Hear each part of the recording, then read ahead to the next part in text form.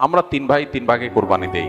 এক ভাইয়ের অবস্থা ভালো, তাই সে বেশিরভাগ টাকা দেয় আর আমরা অল্প কিছু পরিমাণ শরিক হই। তাহলে কি আমাদের কোরবানি আদায় হবে কিনা? এটা একটা গুরুত্বপূর্ণ প্রশ্ন। কোরবানি দেওয়ার ক্ষেত্রে বিশেষ করে যখন ভাই ব্রাদাররা মিলে কোরবানি দেন তখন এরকম পরিস্থিতি তৈরি হয়। একটা গরুর দাম ধরেন ৭০,০০০ টাকা। তো এক ভাই তার উপার্জন অনেক কম, সেজন্য সে ৫,০০০ টাকা দিছে। আর বাকি টাকা যেটা আছে সেটা হয়তো বাকি ভাইরা দিচ্ছে। কোরবানি হবে কিনা? উত্তর হলো কারোর কোরবানি হবে না। কোরবানিতে যে কোনো একটা পূর্ণ অংশ নিতে হবে। ৭ ভাগের একটা পরিপূর্ণ অংশ, ৭ ভাগের ১ ভাগ, ৭ ভাগের ২ ভাগ, ৩ ভাগ, ৪ ভাগ, সর্বনিম্ন ১ ভাগ নিতে হবে।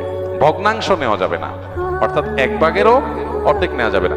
২ ভাই মিলে ১ ভাগ নিছে, হবে না। তখন সেটা গোস্ত খাওয়া হবে।